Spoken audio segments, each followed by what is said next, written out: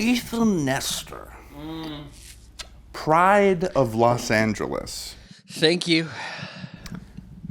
Heir to the throne of I don't know, fucking stand creatures. Huh? Yeah. Yeah. You like that one? That came out of left field, didn't it? What are stand creatures? I don't know. Don't you have like a rabid stand What? base? Stands. Yeah. Like I don't know. stand creatures? Like you are a stand one. The people. This is falling apart quickly. People stan you. Yeah, sure. You're a stand creature. Sure. Yes. I really lost you on that last one. No, they always say that about me. Yeah. You're right. You know? But you're here to set things straight. I'm here to set things straight. Because this is... I don't know why I'm introducing this like it's 60 minutes. But I'm so happy to have you here today. Thank you for having me. I'm so happy to have you here today. You are my second savior during this period where my best friend decided to go have a fucking life. Decided to go have his little Mothman, his child.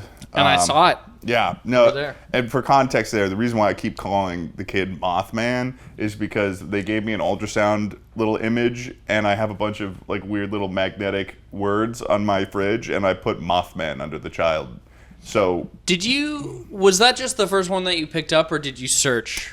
I saw that and I said, that seems appropriate. Yeah. Like there was, because it creates a whole dialogue there. Now instead of this being a regular child, now Emma had within her something akin to the Antichrist. Yeah, it's kind of like The Fly. I watched The Fly the other day. Jeff Goldblum. Very good movie. Jeff Goldblum. It wasn't the first time I saw it, but I watched it again. I saw it once. It's really good. Yeah. What's that guy's name? It begins with a K and is really long and confusing to pronounce. I don't know. Man, but he creates message. That's the pinnacle of 80s nonsense, isn't it? It's so fun and it doesn't stop. Yeah. It just keeps going and going and going, and then the thing at the end of the movie happens, and then it just cuts to the credits, and you're like, whoa. Yeah. There's no aftermath of like, this is what happens after. Yeah, no, it's just like he fucked up. Yep. He fucked up and he became a plyboy. And that's just how it went. The movie ends. And that's what I'm hoping to get out of this podcast. It'll just end and be like, man, he really did that to himself. So we got Ethan Nestor on the podcast. I'm here. Welcome to Take It Easy. Or let's take it easy.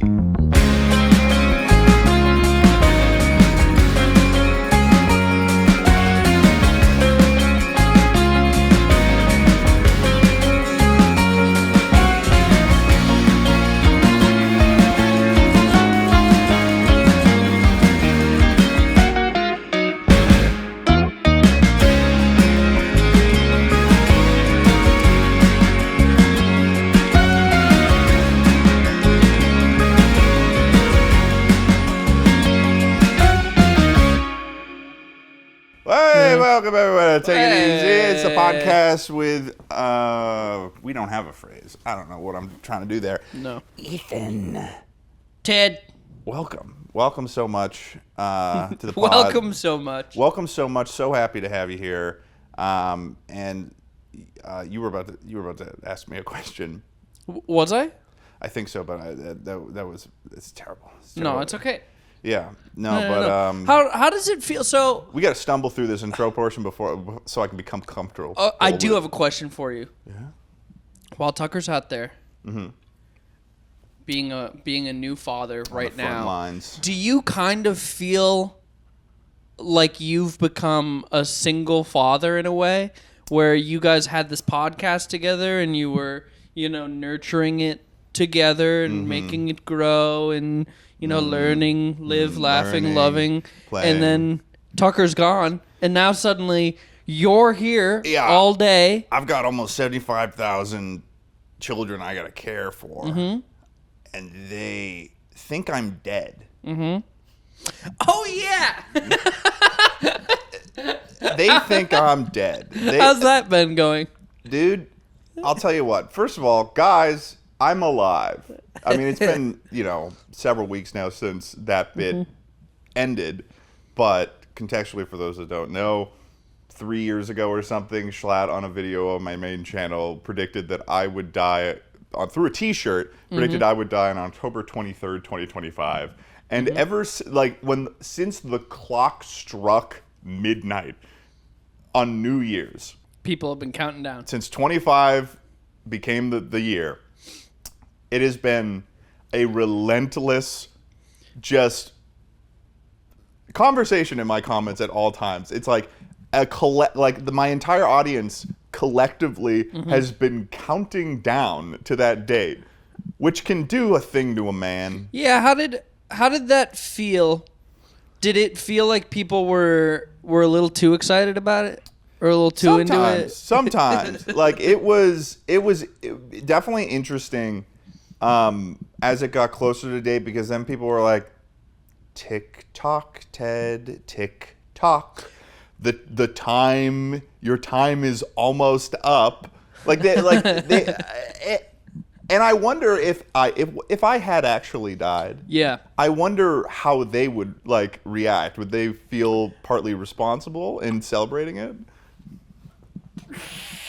I think that, honestly, and I don't mean this disrespectfully. Okay. I think that if you had died on October 23rd, 2025, I think that the attention actually would shift from you to Schlatt again and be like, hey, man, what the fuck is happening? No, then it would turn from a silly joke to now Schlatt's receiving a subpoena. Yeah. Now he's speaking in front of Congress. There's a criminal investigation happening. Now they've got the Congress is opening a committee into this guy, and they're like, well, how many people did he kill?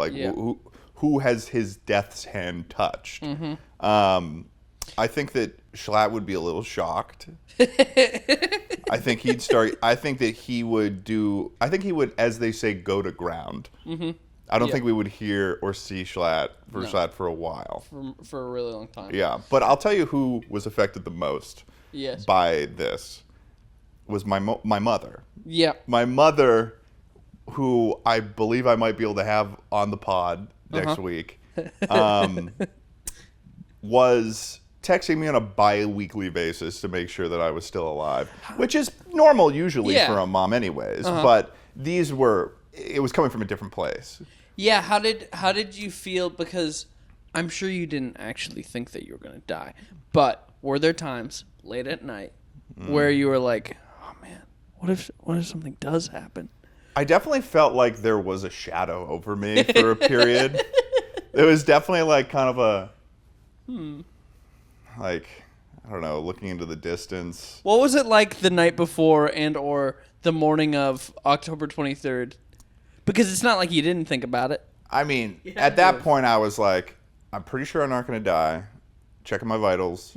And then it was like, okay, well, what sort of bit do I have to prepare for this? So I decided on October 23rd, 2025, that I wouldn't say anything. And so Schlatt made a post where he was a bit with no indication of a joke for anyone who doesn't know, mourning me. It was very funny because it was genuine. It felt very genuine because he posted a really nice photo of the two of you. Very nice photo of the two of us. The only thing that indicates it was a joke was him saying at the end, such a shame you had to die today. Yeah. Which, so I was like, okay, he's going to post that. I'm trending on Twitter. And then I just wait all day. And then I'm seeing on Twitter, it's like, Ted's really going to post something right now because I'm starting to get a little nervous. Yeah. And some people some people we know and were in the replies to that. I think, Maya Higa, she replied to that and she was like, this scared the shit out of me at first. There were several people I know personally that saw that post and their heart sank. Yeah. Which I just wonder what it would be like to be in their shoes for them to see that post and be like, holy fucking shit, wait, Ted Nivison died. Ted died? And then looking through the comments and being like, this is a fucking... What kind of joke is this? What kind of weird joke is it? Because the joke is just that. Yeah. That Schlatt says I'm going to die on a date. and then Which he pretends he's to mourn me. multiple times now. Yeah. Like, well, I mean, I think the biggest issue is that he got one like right. Yeah. Is that he like correctly predicted that Prince Philip would die in April of whatever year he died. That's the biggest issue. Because now in doing that, it's like, okay, we're not just like cooking up fun here. Now we're cooking up a cult. Yeah. Now we're cooking up. Now he's starting to turn into a little bit of a prophet. Yeah. You know? Jay Schlatt being a prophet is really funny. Just him, just like, peace be with you. Yep. Just like putting his hand on someone's forehead.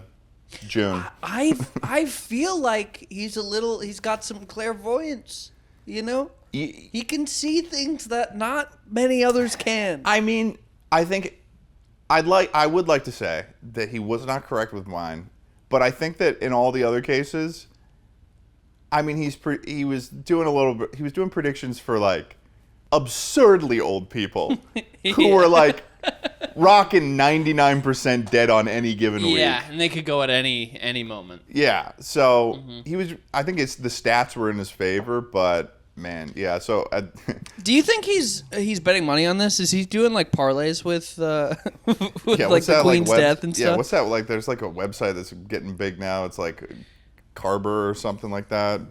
I love it when I can't remember words. Yes.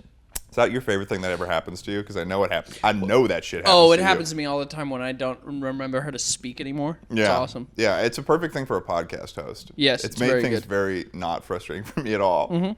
At the end of the day, I didn't need to know the specific betting website, but the fact that I couldn't. So do you think that he's been profiting off of this? Do you think he lost a lot of money because you didn't die? I would be, if I found out that he was betting, this friend of mine of more than 5 years, was betting on my demise. Yeah, would you be upset? Because Schlatt spent, what was it, $95,000 or something on that ape statue? I think I would be a little bit frustrated with him. Yeah. I think I'd be a little bit frustrated with him. How much money would it be? Like if he bet $100. Would that be $100? Okay, well that's not Schlatt. Yeah. You know. So like, what's the number that he would have had to spend? When does it cross a boundary? Yeah. What money does someone betting on your life cross personal boundary where there is? Is it 4 figures? Is it 5?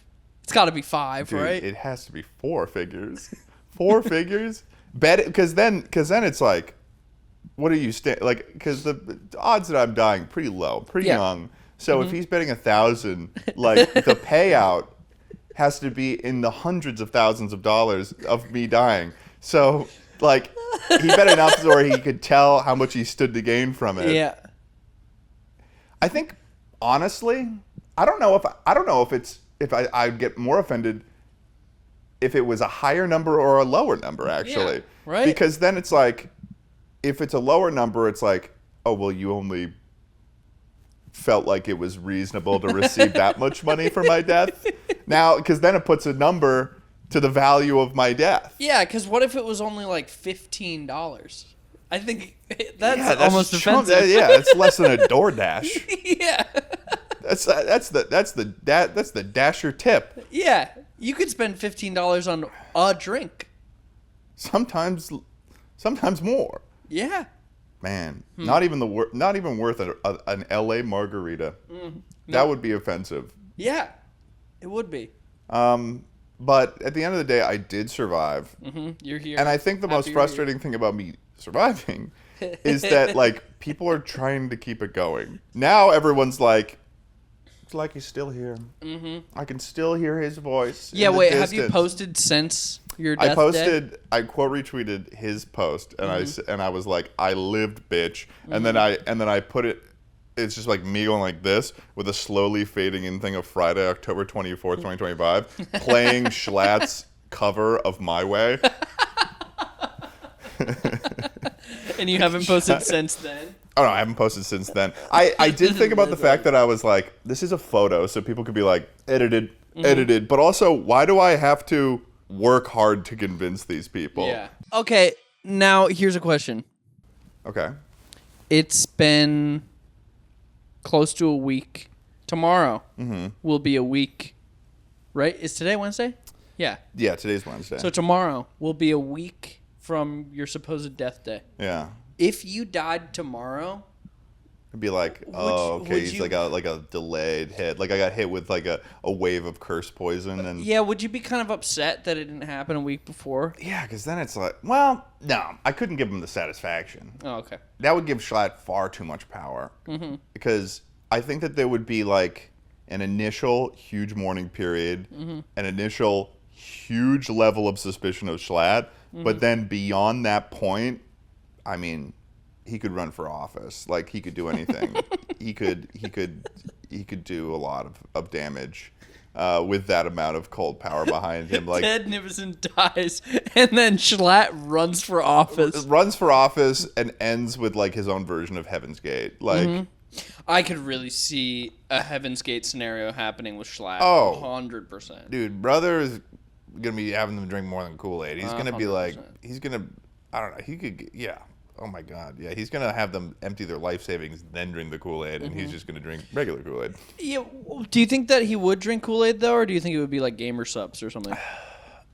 Honestly, yeah, no, he would drink Gamer Supps. It would be, but it would be like a Gamer Supps flavor he released called Heaven's Gate. Yeah. And people were like, this isn't suspicious at all, but like, and then the whole product is laced. Someone's keeping tabs on him, right? I think that he's a bit underground. I think he's a little hard. He doesn't live in like one of the content creator hubs. So he moved. Yeah, he moved. Man, I don't talk to Schlatt that often, but it seemed I'm jealous that he moved somewhere else because I feel like he's probably so much happier.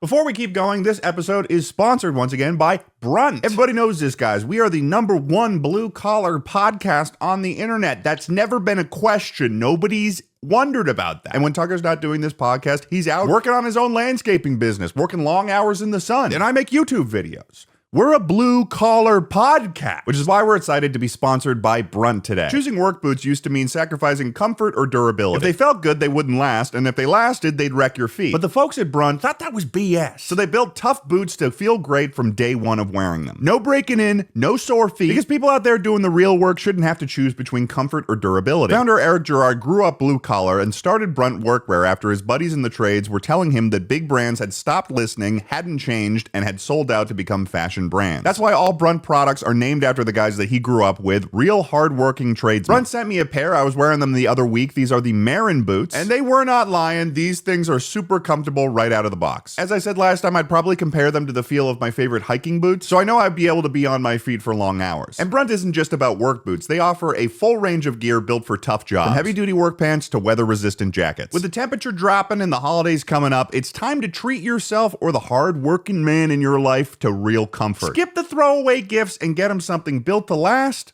Brunt Workwear. For a limited time, easygoers, our listeners get $10 off at Brunt when you use code TAKEITEASY at checkout. Just head to bruntworkwear.com and use the code TAKEITEASY, and you're good to go. After you order, they'll ask you where you heard about Brunt. Do us a favor and tell us that we sent you. Thanks for listening to the sponsor, folks, and let's get back to the episode. Yeah.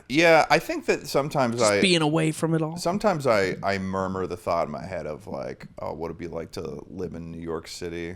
But then I just don't get why New York City isn't like, it's more of like a TikTok hub, I feel like. I don't even think it's much of, and I don't know, because I've only at least all the TikTokers that are making some sort of career beyond TikTok. Because when I think of creators in New York, all I think about is Casey Neistat. Really? Yeah, I don't know why. Well, what about I mean, one I think about is the Veronica, the new SNL member. Oh yeah, that's true. Forgive me, I'm not going to be able to pronounce her last name because I don't know her last name. I'm sorry. Slovakiska. That's pretty much right. Yeah. But and then there's the other guy that went on SNL. Jeremy. Yes. Jeremy. Angela is friends with him. Yes. I can't remember his last name. It's right there. But We're having trouble with last names I know right who you're now, but talking. it's okay. I know I who you're forgive talking. you. We're both having trouble with words. I didn't But- take my meds today, and I Really? forgot. You want to hit? No. What are you rocking? What do you rock? Vyvanse, 40 milligrams. Concerta, Nice. 63. Oh, 63 is interesting. 27 and 36, both taken. Wow. Did I At do the same math time? right there? 36. Yeah, I think. At the same time or later? I what? 63. I got this react. I got. It's not that crazy. Is it not? I don't know. Like, it's a I high mean, dose. I started but with 36 when I was in high school, and then I've like, remember when I was in college or something. I was still going to the pediatrician as one does, and I was like, at one point, I think I had gone through a period. You know when you don't take your meds for a little bit, and then you go back on, and then you get anxious because you're remembering everything that you have to do that you've been putting off. I was feeling that, but I hadn't really understood what it was, and I talked to him, and I was like, yeah, sometimes I just feel a little bit anxious, and he was like, well, what if we go up? And I said, and I thought to myself, that's a little strange. It's a little strange, kind of a, not the reaction I expected, but I was like, you know. well, especially when you're younger, it's like the doctor recommends something and you go, I guess. And he was cool, sure. and he's a cool doctor too. He was a cool doctor. Yeah. And how did that pan out? Did you get more or less anxious? I don't really know what happened, but I think I'm always kind of got that worm in the back of my head that's telling me this could be doing serious damage to your blood. Yeah. Or like, I feel like I imagine in my head is like me taking the medicine's making my blood move faster, and it's wearing down my veins like a road. It's definitely not good for your cardiovascular system, I don't think. Yeah, that's probably why they ask about it all the time. Yeah, because they have to take your blood pressure and stuff. And I was put on Adderall in 7th grade, and I was put on I think I was put on 20 milligrams. Mm-hmm. I also Adderall. started it in the 7th grade as well. Yeah. Did they take you out of your language class? It took me out of my everything. I stopped speaking. Oh no, I mean like it took me out of my everything. It took me out. It pulled me out of our universe, and I was just fucking Matthew McConaughey banging on the fucking 5D wall. Literally what it felt like. Like I was a husk of a person. I was just this husk. I was a shell moving through space, and I didn't speak anymore. It was so bad. It was so bad. I was so over medicated. Yeah. It was really bad. Wait, what happened to your language class? So basically what they did was I was getting like an F in French in 7th you were grade. French. I was Spanish. Eventually I switched to Spanish in high school, but in middle school they pulled me out of that language. They just were like, you don't need to take the language class anymore. We're going to put you in learning center, which was honestly really helpful for me. I would say that ADHD medicine changed the trajectory of my school life in high school, at least. And the learning center was great because it was basically a place you could just go where there would just be people there that would help you do homework and help you organize and help you do. Did they have bouncy balls and stuff? No, it wasn't. No. That's where I went. Really? Yeah. Yeah, in 6th and 7th grade, I went to some room in the basement of the school. Away from the peering eyes of the normies. Yeah. And there was this really lovely woman. I don't remember her name, but she was very gentle. And I remember part of it happened during recess, and I would look out and see the other kids playing because there was those weird basement windows that were like really high up, the high up thin ones. And I would see the other children play, and I would say, So wait, you would do this during recess? Yeah, they wouldn't let you go to recess. Yeah, which doesn't seem right for a kid with like a hyperactive this kid's struggling. disorder. Let's isolate him socially. Yeah, let's get him away from where he could do any more damage. it was really good. I only remember that for 6th and 7th grade. Yeah, with the learning center, it was like you would think that they would be like kind of like gentle teachers, but I remember the women that were in there were like they're all tough broads. You know, they were. Were there other they were kids given like there? a lot of tough love, you know, because a lot of those kids in that, there was like several other people that were all people that struggled in the same way I did, and you know, when you, I feel like when you have ADHD when you're a kid, there's like maybe a 75% higher likelihood that you're like a class clown or you have, different troubles. So like it was good that those women were like very much so like they were like, hey, pull it together. Yeah. They weren't taking any bullshit. And when I got into I did like the equivalent a little bit in high school for maybe like 1 or 2 years, but at a certain point, I kind of like graduated out of it, and so it was very helpful for me. It was like I think that I like to think that I'm not a victim of like one of those like things where doctors are just like slinging out ADHD medicine to any kid that has like I think I feel like I genuinely truly live with it every day. I feel like I really needed it, but I didn't get like proper testing at all. Oh, okay. You didn't do the No. Did you ever get a test? No. You could still do it now and like I guess I could. I never got any tests. It was just we went into the doctor's office and my parents were like, "Yeah, he gets really bad grades and he can't focus and they he's just like handed it over to you? hyperactive." And they were like, "All right, here's Adderall." Whoa. Yeah, it was. That's my memory of it. Yeah, I remember when in 7th grade, I took like a full day off school, and we went to. It took a whole day as well. Like I remember having mozzarella sticks for lunch. I probably had something else, but I remember the mozzarella sticks because that remains to be one of my favorite snacks. Nice.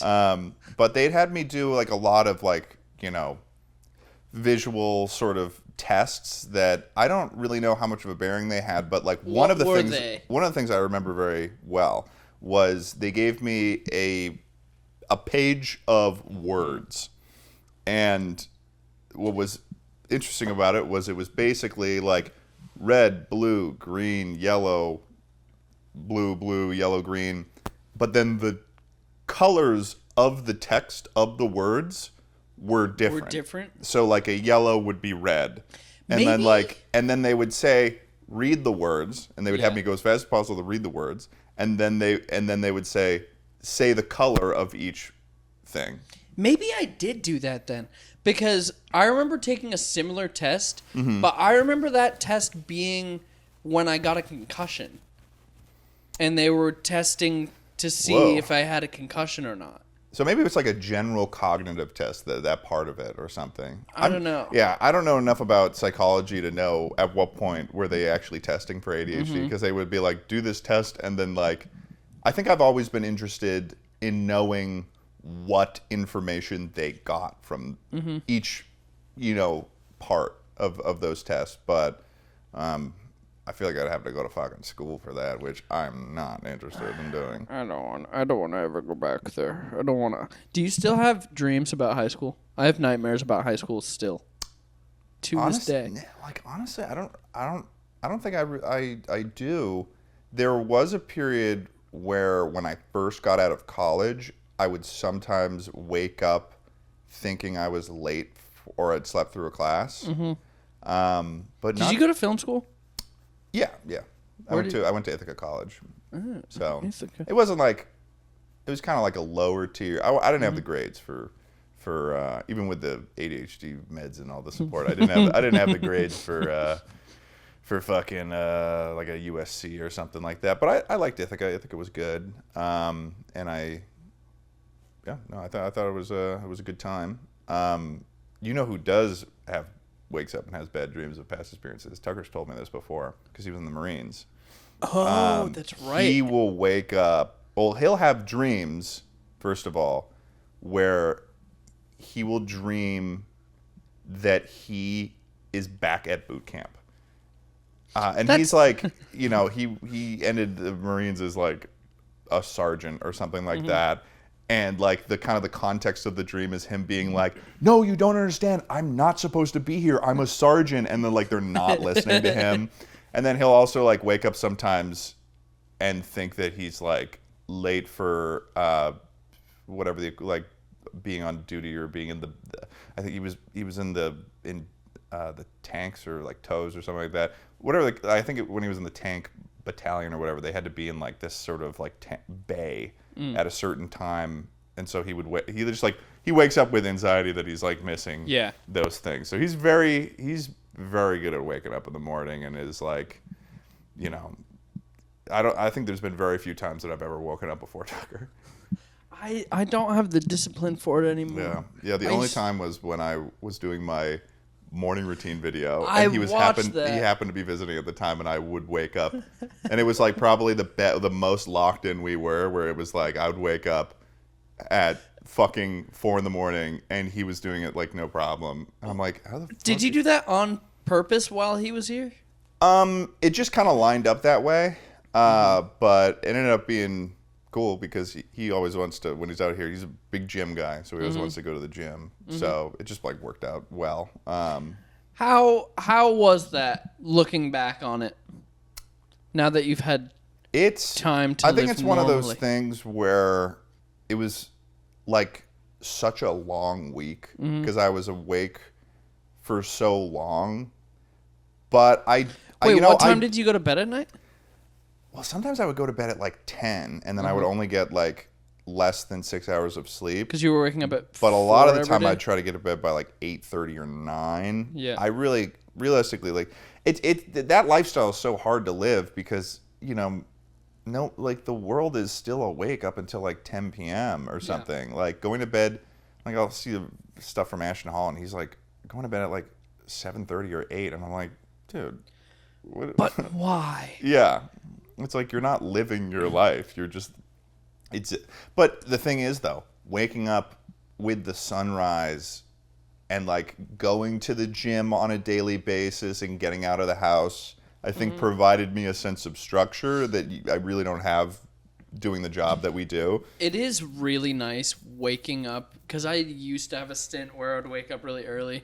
And it is nice because no one else is up, so you have this nice downtime where you're like, okay, I can do whatever I need to do between this hour and this hour, and I know that no one's going to hit me up. Yeah. A lot of times when I wake up early in the morning, I'll just play a video game. Mm-hmm. But You like, play video games right in the morning? Damn, a true gamer. yeah, dude. Well, have you been playing Battlefield at all? Battlefield 6? I played for one night, but I haven't played since. You're not a Battlefield guy. I just never was into Battlefield. But it was really fun though when I did play. And I played it like a month ago. Oh, okay. Yeah, they just released like there's a lot of talk within the Battlefield community because they just released a like battle royale mode for it, which I tried a little bit. And it's like, it's okay. But I think the thing is, like, I'm so sick of fucking battle royales. Like, Yeah. it's just like... It's the same formula over and over again, obviously. Yeah. And It's so like, there's only so much you can get out of, like, a shooting game and stuff. Like, and I'm starting to get to the point in gaming where I kind of already got to with TV shows, where I feel like now... Like, I feel like I'm on catch-up with things that I haven't played yet. I haven't played fucking Tears of the Kingdom. No, I haven't played it. Like, I was supposed to play that right after, like, I think it came out right around when Eddie and I finished our Margaritaville trip. And he was like, I'm going to play Tears of the Kingdom. It's going to be a good time. And I was like, oh, yeah, me too. Never played it. And I loved Breath of the Wild. And then there's, like, that new one out, Exhibition. Yeah, I just started playing that. Is it Exhibition or is it Expedition? Expedition 33. Claire Obscure Expedition 33. Yeah, and like, It's really good. obviously like Jarvis and Jordan and Eddie, they were dressed as that at the Halloween party. Like, so I need to try that. It's really good. I know, and I've heard it's really good. And I then haven't there's like finished shows it, I but- haven't watched. Like, I need to fucking watch. I've been telling Eddie for like 2 years that I gotta watch fucking Succession. I am so bad at shows. I don't know And why. I've been telling Tucker I'm gonna check out Better Call Saul. I haven't done that. I haven't watched Better Call Saul. I haven't watched Succession. Yeah. I watched Severance. That's the first show in years Here's that the I thing. watched. That's an easier hit. Yeah. I feel like Better Call Saul. What's that? Fucking 7 seasons. Yeah, Then it's like there's- 6 or 7 seasons. Yeah, and then you've got Succession. That's like 4 seasons of hour-long episodes each. So it's like they're just. That's like a I don't know. I just gotta get on it, man. I just gotta You get just on it. have to lock in. I just gotta lock in. You just need to start. You need to do kind of like the reverse of the like gym bro schedule, where you wake up You still wake up at like 4 a.m., but then you're just watching TV shows all day. Yeah. You know what I need to do? I need to do right by my education and right by the fact that I actually try to like direct and actually watch more movies. That's something I feel like I've never been good at, is that like keeping up with the movies that are coming out and watching them and having an active and diverse letterbox. Yeah. I want to do the same. I want to really commit this year. I said that I would do it last year and I didn't do it. I want to watch minimum every Best Picture nom, but I would like to watch, ideally, I don't know if I will be able to do it. I would like to watch everything that is nominated for an Oscar this year. That's a good plan, I feel like. Yeah. How much do we know how many movies that usually is? It's probably like 30 or something. Okay. It's probably a fair amount. Okay. I don't know. There was like something I was seeing on TikTok of a guy watching like a movie every day, and he was like going through them all, and I was like, A movie every day on paper doesn't seem that if bad. you're doing this morning schedule, you just watch a movie in the morning or just watch something a like movie in that. the morning. Watching a movie in the morning is actually kind of underrated. Really? I did that semi recently. Why did I do that? I can't remember. But I watched a movie in the morning and it was really great. Yeah. It was really nice. You just have a little cup If you of think coffee. about it though, like the number that you'd get to after a year is like 365. That's like a lot of movies, That's but a like lot of movies. But like in the grand scheme, I mean, I've definitely seen more than 365 movies in my life. Mm-hmm. But I feel like I would just have like such great knowledge, the knowledge. Your Letterboxd would be really good. Yeah, Really because diverse. right now it's like a bunch of movies that I saw when I remember to do it, and then all the Barbie movies. Yep. Yeah, how was that? You have an extensive knowledge on the Barbie movies now. I do. Yeah, I watched. How many them of all. those? I mean, it's been like 2 years since I watched them all. Because I watched them all in May of 2023. How many of them are there? There was 42. Now I think there's 43 or maybe 44 because they release one like every year. Best one, worst one. I think purely from a nostalgic basis, because I watched them when I was a kid, I would say the Barbie and the Nutcracker is my favorite. I think it's just a classic, and the music's good, obviously, because it's the fucking Nutcracker. Worst one, Barbie and her sisters in a puppy chase. Is that the title? Yeah. It's like from like 2016. Barbie and her sisters. Barbie and her sisters in a puppy chase. You know that she has 3 sisters? Oh, I Got didn't know Chelsea, who used to be Kelly, but there's a whole clone thing about that. Wait, hold on. She had a sister named Chelsea. She started off with a sister named Kelly, Yeah. and then Kelly disappeared, and then all of a sudden she's now got a sister named Chelsea. Why? Well, I think that in my Barbie video, I go into the whole lore behind this, what I think my theory is, but I think that Barbie in the beginning of those movies, it was always like Kelly was trying to do something with Barbie, like paint or dance, and she would always get frustrated because she doesn't know how to do something, and then Barbie would like tell her this whole story that ended up being the movie to make her feel better or teach her a lesson or something. But I think that after Barbie could not fucking teach Kelly how to do shit, she started getting frustrated and she got rid of her. I think she killed Kelly, and then she brought in Chelsea because I think that Barbie and all of her sisters are a squad of clones that are Well, what if they're not? trained by the oldest Barbie over time, so that that's why she's good at everything, is because it's just a series of clones. What if it's not clones? What if it's something different and more sinister? What if they're in fact toys, or maybe even dolls? I don't know what the fuck you're talking about, dude. That's ridiculous. It's just That's a theory. ridiculous. Clearly, Barbie and all of her clones Sorry, are trying to learn as much information as they can, so that eventually, at the end of the timeline, in I think Barbie, like the space Barbie. There's a space Barbie. There's a movie, space Barbie, naturally. Yeah, where she's called Barbie and she can use the Force. Is there a military Barbie movie? There's Is there like a Saving Private Ryan? there's a spy Barbie movie. Okay. There's Barbie Spy Squad. Okay. But Where's that rank? That one was honestly pretty good. Yeah. That was a pretty good one. Wait, what was the length of time in which you watched all these movies? 6 days. Whew. I watched 42 movies in 6 days. And they're feature length, like 90 minutes. Yeah. Yeah. Yeah, and then there That's was also like the weird ones where they did a couple Netflix interactive ones. So I had to watch those, and those were a pain because then sometimes I'd get it wrong and it would put me back at the beginning portion of the movie. So it's like a choose your own adventure kind of thing? Yeah. You know how like Black Mirror Bandersnatch, like it was like that, where it was like you had to make a choice and on the screen, and but I am very proud of that video though. I think that's one of the best videos I've made, and I'm glad that I stuck through it because it was like an idea I had since like 2020. Yeah, and I didn't really, but it was like, you know, you ever have those ideas where you're just like, I'm gonna do it.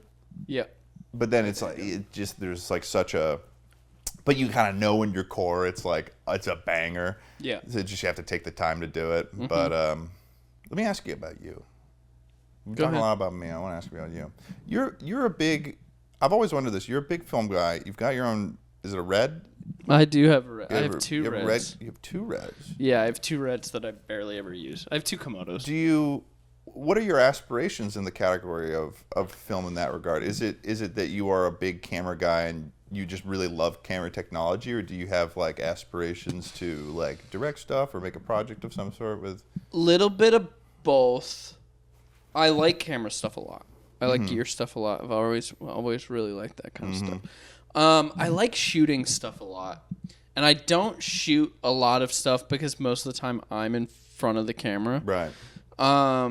But yeah, every once in a while I'll like DP random stuff or just like shoot random things for people. Yeah, I like shooting stuff. I've always really liked camera stuff because since you're more of like a kind of like a in your head, it's like a DP kind of interest then. Yeah, or just like even just like normal cam opping stuff. Like I like being behind the camera a lot. Yeah, and I don't get the chance to do it a lot. I don't like directing. That stuff can be. Oh, you don't like directing? I don't think so. I mean, I haven't really done a lot of it, but I much prefer to... I mean, maybe I would like directing if I was doing like a director's... If I was one of those kind of directors that was behind the camera and actually shooting it. But I like being behind the camera. Like director DP combo. I wonder, like, how often does that happen? Because it's... Like, not a lot of people it's not very often. Like, the only kind of people that I can think... Like, I think James Cameron does that. Really? Oh, I think, maybe. I could be wrong, though. Yeah, I mean, I guess... So when I was in school, I was working in, like, the rental house equivalent of Ithaca, which was PPEX. Park Portable Checkout and Equipment... Park Portable Equipment Checkout... PPEX? Camera checkout and services or something like that, PPEX. And it was like my job. Like that was honestly my last like closest to normal job that I had before I was a YouTuber, which is crazy to think about. But so I worked a lot with like the kind of camera technology, especially when you did PPEX Pro, because then you get to PPEX Pro. I wasn't in actually PPEX Pro because that was the stuff where you get to work with the actual cinema cameras. Beyond that, it's like, you know, you've got like a fucking. Was it all like 5Ds? It was, they were like weird. Like they were like these weird like Panasonic cameras. Like they were like these big camcorders, like the ones you get for Cinema Production 1. It wasn't like a lot of like DSLR type stuff. And then there was also like the occasional like film camera, like they had like Bolexes, which are just like the crank. Yeah. Like old ones from like the 50s. I've never shot anything on film. And I think that would be really cool. I'm so afraid of that, though. It's stressful, dude. It seems so stressful. I wasn't even I directed a thing that was shot on film, and we shot on 35 millimeter, and that was cool though. It was like very neat because it was like, you know, because I mean it's a big factor in like the budget and the stuff where it's like. Luckily, I mean, in that particular project, the DP Shane, he had just gotten off of like some sort of. It was in Korea and had DP'd some sort of ad for like the Samsung Flip with Sydney Sweeney, So I think he had gotten a good rate for that. So he had come back and we were shooting this music video that we were doing. And he was like, I guess he saw the concept and he was like, I don't even need to take a rate if we could just shoot it on film. And I'm like, okay, fuck yeah. Nice. Like, it's so cool Yeah. when you shoot stuff on film. But I would be so stressed. Yeah. I'd be so stressed about it. Yeah, I definitely had a lot of fun because I worked at a camera rental house as an internship and like, BNC cables, come on. Tear deck. There you go. Come Boom, on. boom, boom. Gold Y'all mount know battery. about BNC cables? Yeah, like Come this, on. me setting this up, that's for the leftover knowledge. We were just talking about gold mount batteries Gold for mount you. batteries. Any of you knowers out there? Any of those woke people out there. Mm-hmm. But I think that the issue for me is in the one category that I don't think I fully understand when it comes to if I was going to be like a DP or something, is that I don't think I really get lighting. Mm-hmm.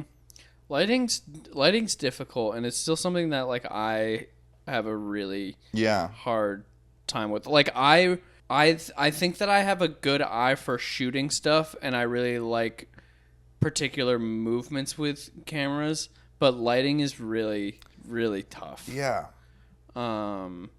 It's very tough, and it takes a really long time to figure out. Yeah, because then it's like when you're DPing something, you kind of have to have like a working relationship with like a gaffer, and like you kind of have to like, I don't know, just know how you want to control that. And I think what I discovered is that I feel like I think like an editor. Like I just showed you like that thing where the previs for the one that I'm working on now, and like I think like an editor, and I like to assemble a whole project together under one vision, and like the camera stuff is like a part of that, but it's like as long as I can find people that I know are good enough, then it's like it'll and I can have like an idea of what I want, but like I don't know, that's what's so fun about film is that like you kind of assemble all these people who you've got an idea of how you want something to look,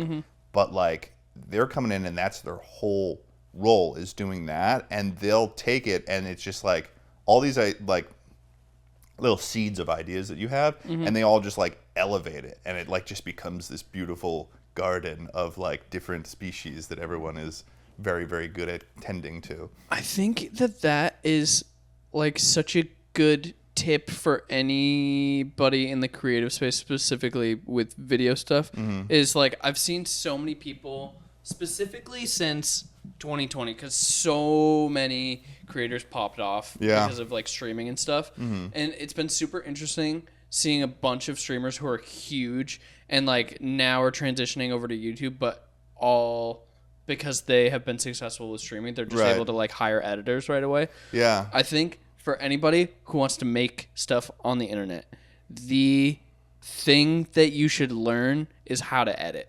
Like, I think it's such a solid, because one, you can edit your own stuff if you need to in a pinch, but two, just like having the editing brain, I think helps translate ideas so well if you're working with other people. Absolutely. Yeah, like I think that my biggest issue when it comes to like hiring editors is that, and I don't want to sound egotistical when I say this, but I'm also okay if people perceive me as being that. Like, I kind of need editors that are as good as me. Yeah.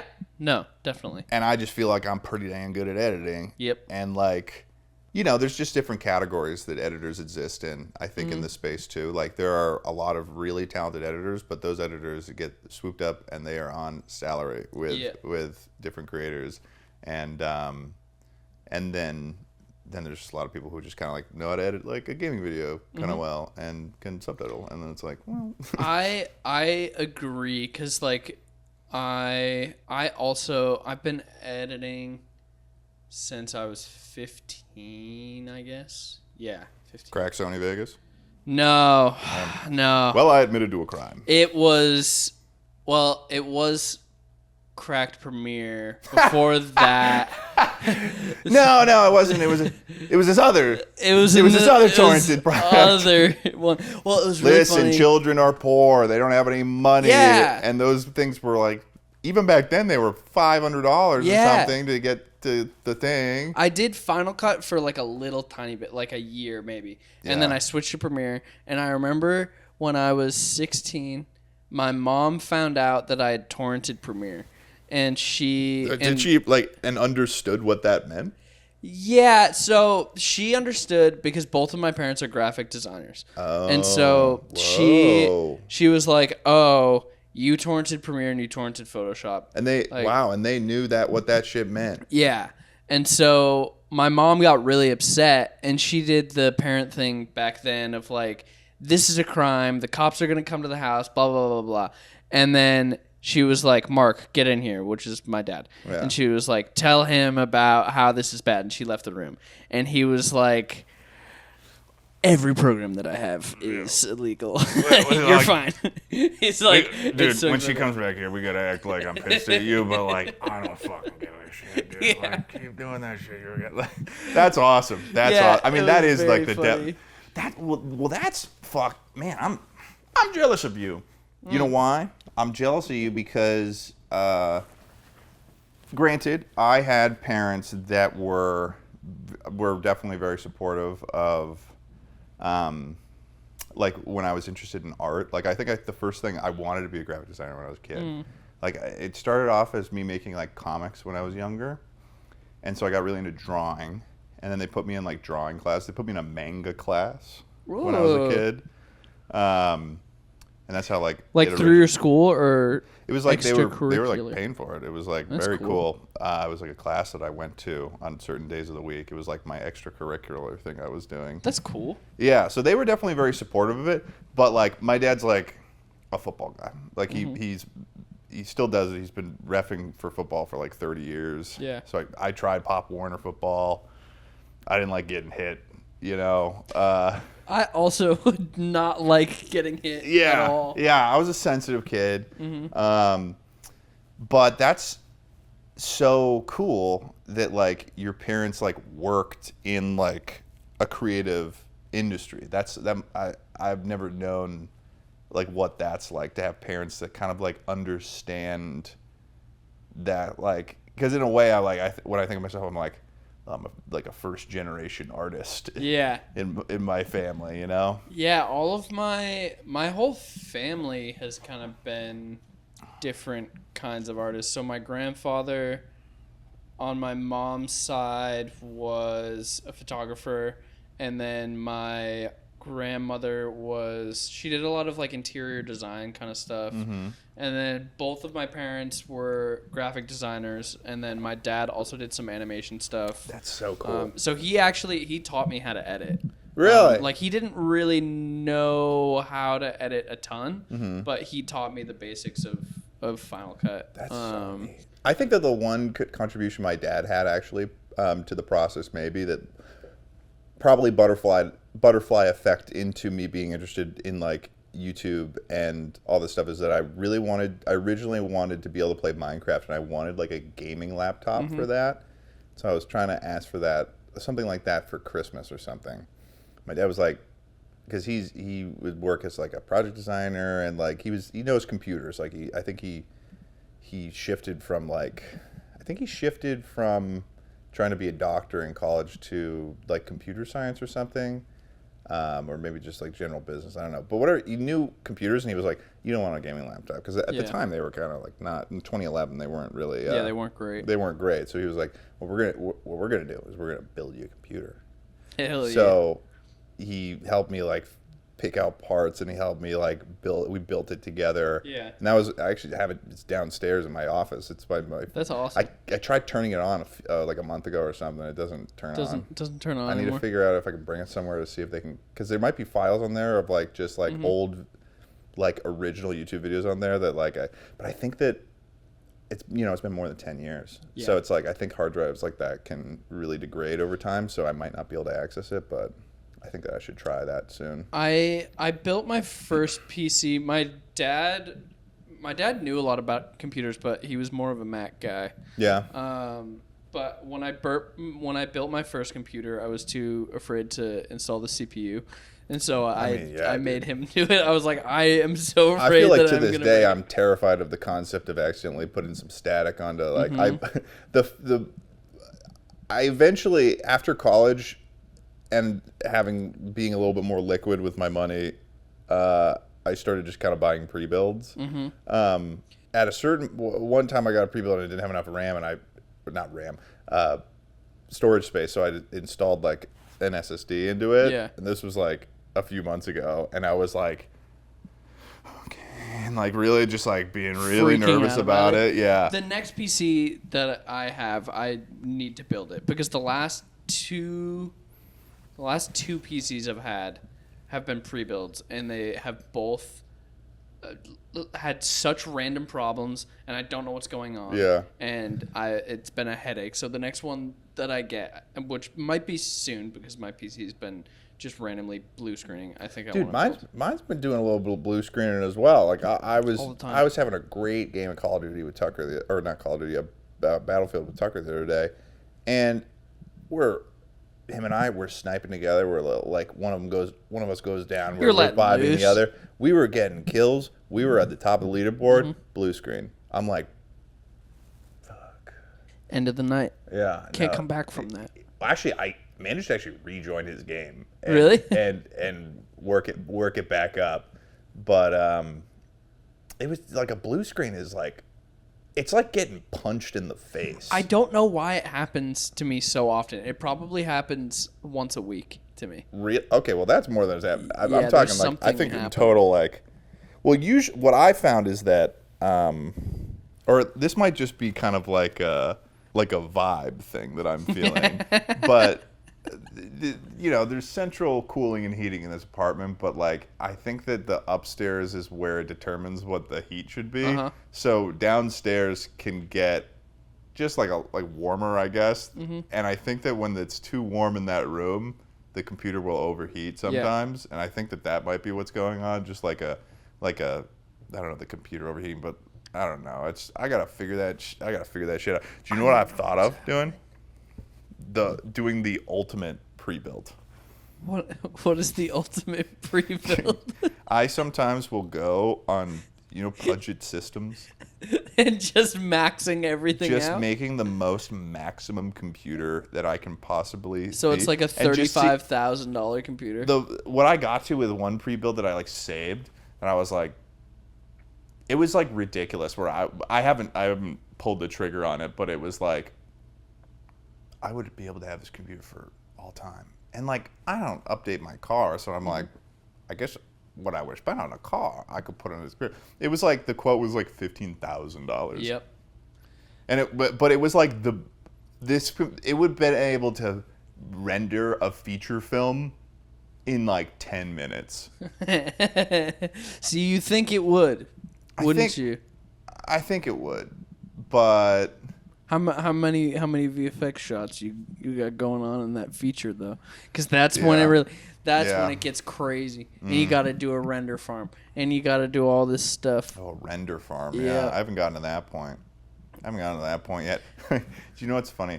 Do you ever have like a friendship or relationship with someone who's done a thing that you want to be able to do someday as well, and you've talked about it with them, and they motivate you to try to do it, but now whenever you see them, Yes. they'll bring it up. Yeah. How's that thing going? And you haven't done it yet. Yes. I have that in two separate categories with two different people in Yes. kind of career space. I have that with stand-up comedy with Noel Miller. Uh huh. Whenever I see Noel Miller, he's like, been doing Doing any open mics? And I'm like, Nope. no, not that much. I've been busy. And now I have that relationship with Mark Yep. With making a movie. with making a movie. Because Yeah. I've spoken to him about it. And he when I went on his cleaning, washing, The Power Wash. Power Wash Pals. Similar Uh-huh. podcast, he was like, he basically ordered me to get a film done by like March of this year. And I was like, okay, Mark.